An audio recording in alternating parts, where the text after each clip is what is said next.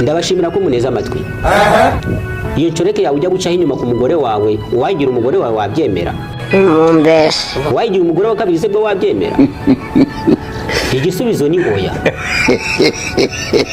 Uwo mukobwa mujya kurarana muri hoteli wasize umugore wawe mu rugo, wamufata akamugira umugore wawe akakanya, ushobora guhita wiyahura.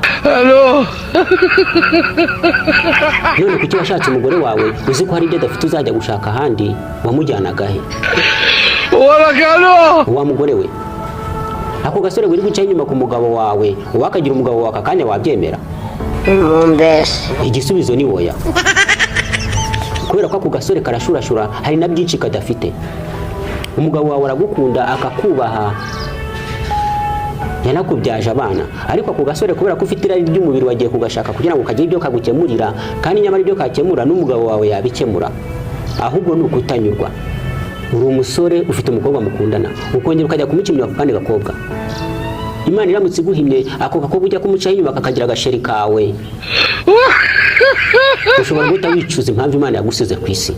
Kubera ko umusheri mukundana hari imico afite wishimiye, ako kandi utakabonana, ariko kubera irari ry'umubiri wagiye gushaka ibintu handi, nyamara ibyo wagiye gushaka umusheri wawe arabifite. Si ibyo tubabwira. Impamvu wagiye kuri ako gakobwa nuko hari ibyo utekereza ko gafite umusheri wawe adafite, nyamara ntacyo, ahubwo wagiye kwikurira imivumo.